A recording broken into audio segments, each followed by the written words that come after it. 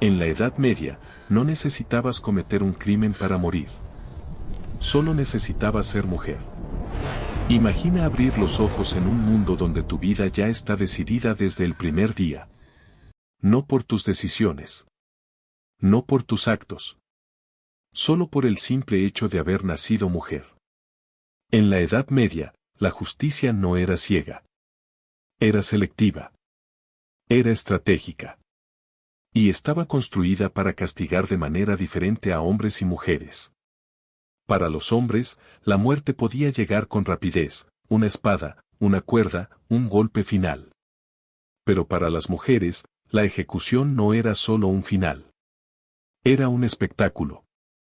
Cada castigo estaba diseñado como una representación pública, una obra macabra donde el cuerpo femenino se convertía en escenario. Su muerte debía enseñar una lección. Su sufrimiento debía ser visible. Y su historia debía desaparecer. Las mujeres no morían solamente por un crimen. Morían por romper un papel social que nunca eligieron. Morían por hablar demasiado. Por desobedecer. Por existir fuera de la línea que otros habían trazado para ellas. La justicia medieval no buscaba equilibrio. Buscaba control. Y encontró en el cuerpo de la mujer el lienzo perfecto para imponerlo. Pero lo que estás a punto de escuchar no fue castigo. Fue un mensaje. Antes de ver el horror, tienes que entender el sistema que lo creó. ¿Pero por qué ellas? ¿Por qué el castigo cambiaba solo por ser mujer? En la mentalidad medieval, la mujer era vista como alguien moralmente débil, pero al mismo tiempo, se esperaba que fuera el ejemplo de pureza y disciplina. ¿Cómo puede alguien ser considerado frágil y, a la vez, responsable del orden social? Para ellos, la respuesta era simple: el cuerpo femenino no era solo un cuerpo, era un símbolo. Un símbolo que debía mantenerse dócil, silencioso y obediente. Por eso, cuando una mujer rompía las normas, aunque fuera por un gesto mínimo, la sociedad sentía que el equilibrio se había roto. Y si el equilibrio se rompía, ¿quién lo pagaba? Siempre ellas. El mismo crimen podía significar una muerte rápida para un hombre y un tormento prolongado para una mujer. ¿Por qué tanta diferencia? Porque el castigo no buscaba justicia. Buscaba enviar un mensaje público. Buscaba miedo. Buscaba control psicológico. Cada método reservado solo para mujeres tenía un propósito: recordarle a todas las que observaban lo que podía pasar si una sola se atrevía a desafiar su lugar. Y esa mentalidad creó uno de los castigos más fríos y calculados de la historia. Imagina una ejecución, diseñada para darte esperanza solo para volver a quitártela. Pero antes de ver la escena, piensa en esto: ¿qué puede llevar a una sociedad a destruir así a una mujer? La respuesta era una acusación que lo cambiaba todo: el infanticidio. Para la mentalidad medieval, no había traición más grande que esa. Bastaba una sospecha, una palabra, una mirada, y el destino quedaba sellado.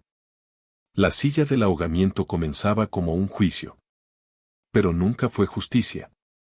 Fue un espectáculo. La mujer era atada a un asiento de madera pesado, sostenido por una larga viga sobre un río helado. El verdugo levantaba la mano, y entonces comenzaba la primera caída. El cuerpo bajaba lentamente. El agua fría golpeaba la piel como agujas. La mente entraba en pánico. Los pulmones buscaban aire que no existía. Y cuando estaba a punto de morir, la subían otra vez. La mujer tosía, temblaba, intentaba respirar, y la multitud gritaba como si estuviera en una feria. Luego venía la segunda vez. Y la tercera. 10, 12, 15 inmersiones. Cada ascenso daba un rayo de esperanza. Cada descenso la destruía un poco más. Decían que era un método más modesto para mujeres. Pero no era modestia. Era entretenimiento. Pero el agua no fue el peor enemigo: el fuego esperaba a las que se negaban a obedecer. Todos conocen la hoguera, nadie conoce su versión más cruel. Después del agua helada, venía un castigo aún más calculado. Y antes de que el fuego tocara la piel, comenzaba la primera humillación. La mujer era llevada al centro del pueblo y ahí, frente a todos, la afeitaban. El cabello, símbolo de feminidad, caía al suelo mechón por mechón. ¿Puedes imaginar ese silencio? No era pena. Era juicio. Era el anuncio de que ya no era vista como persona, sino como advertencia. Luego llegaba la confesión forzada. No bastaba con admitir un crimen. Tenía que declarar que su belleza había sido un arma. Que su voz había provocado pecado. Que su propia existencia era una tentación. Era obligada a aceptar una culpa que el pueblo quería escuchar. Y entonces llegaba la hoguera. Pero no una hoguera rápida. El fuego se encendía pequeño, lento, bajo.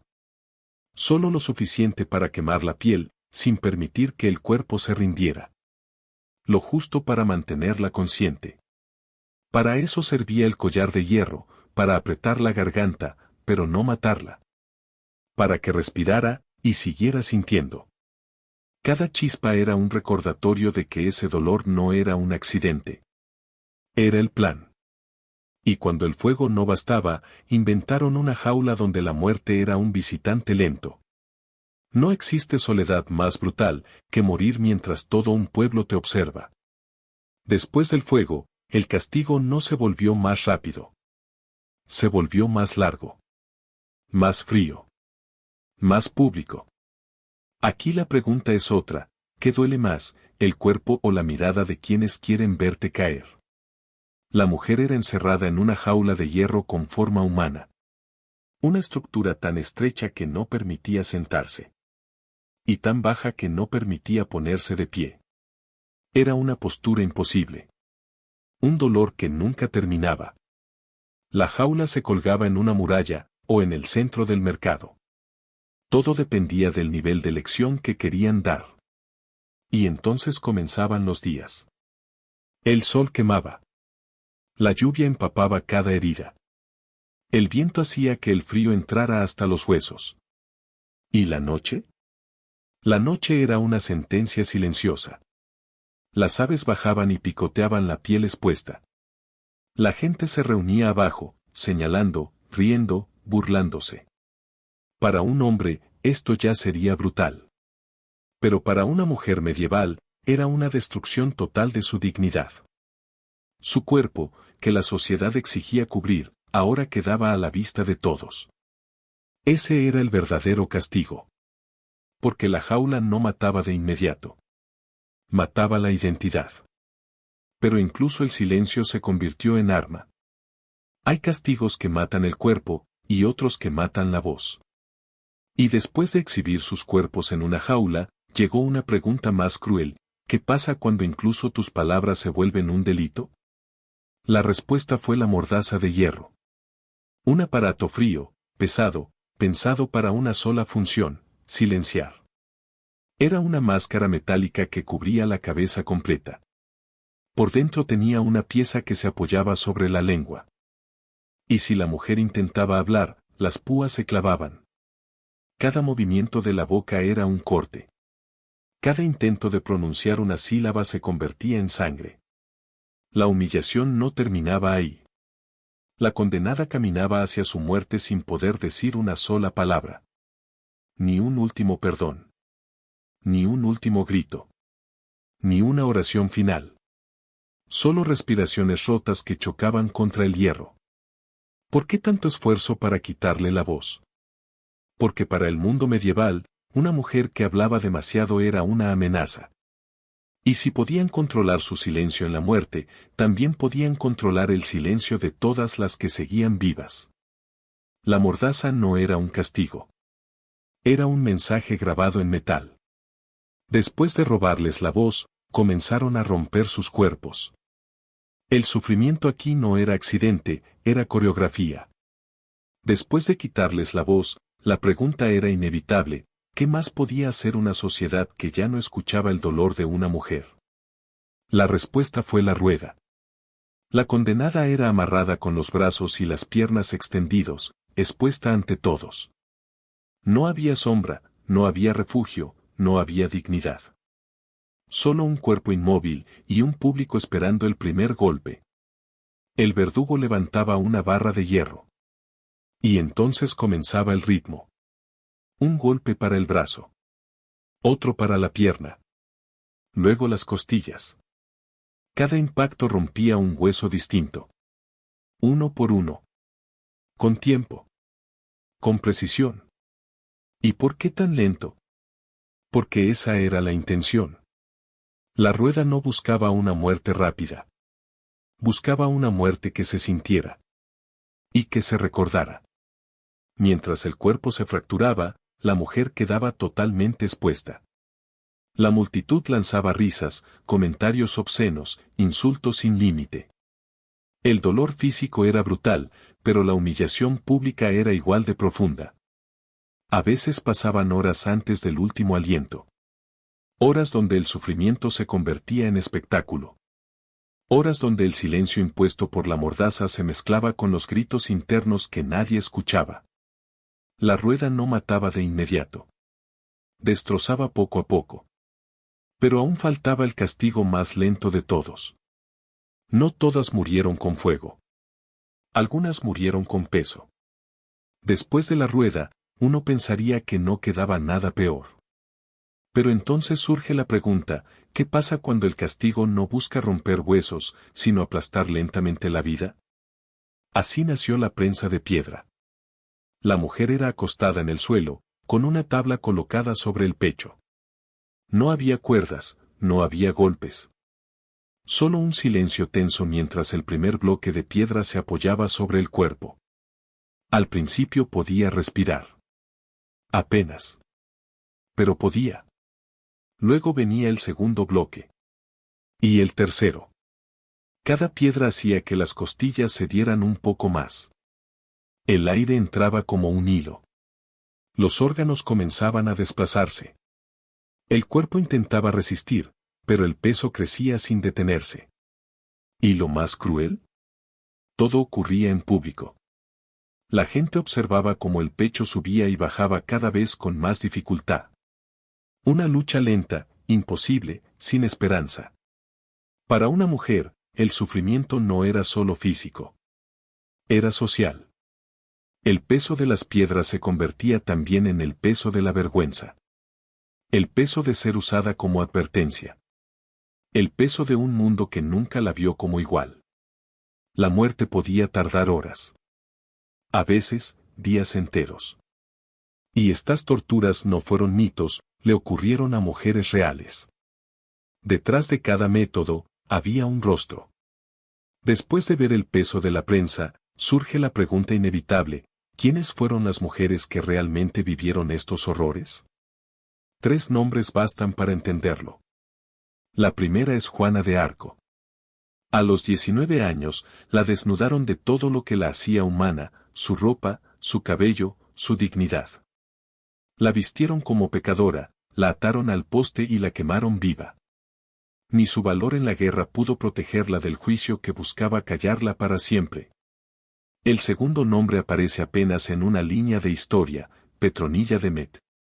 Acusada de hechicería, quemada en 1324. Nada más. Ni su edad, ni su rostro, ni su vida quedaron registradas. ¿Hay algo más cruel que desaparecer incluso de la memoria? Y luego está Margaret Clitheroe, en Inglaterra. Se negó a declararse culpable o inocente. Ese simple acto de resistencia terminó con su cuerpo aplastado por piedras, exactamente como la prensa que acabas de imaginar. Un castigo lento, calculado, y totalmente público. ¿Y qué une a estas 3 mujeres? Que sus muertes no fueron solo castigos. Fueron advertencias. Mensajes dirigidos a todas las mujeres que las veían, y a todas las que vendrían después. Sus historias todavía arden. Todavía pesan. Todavía hablan. Pero había un secreto aún más oscuro detrás de estas muertes. Lo peor no fue cómo murieron, sino por qué. Después de escuchar sus nombres, surge la pregunta más dura de todas, ¿qué quería realmente una sociedad que castigaba así a sus mujeres? La ejecución no era solo un final. Era un escenario. Un teatro donde el público no era inocente. Era cómplice. Cada método tenía un significado. El agua representaba pureza, como si quisieran lavar el pecado de una mujer con su propio miedo.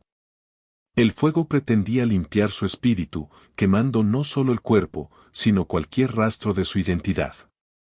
El hierro era silencio, la idea de que una mujer debía callar incluso en el instante de su muerte.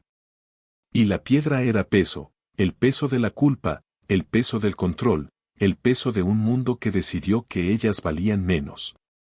Pero la verdad más oscura es otra, estos castigos no buscaban justicia.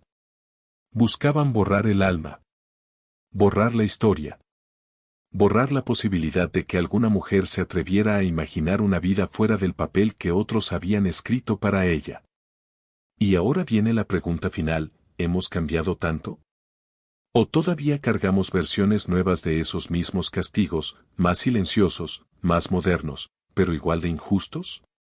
La historia no está tan lejos como parece. Aún respira. Aún duele. Aún avisa. Si quieres descubrir más historias donde el pasado aún respira en el presente, suscríbete. Lo que viene es todavía más oscuro.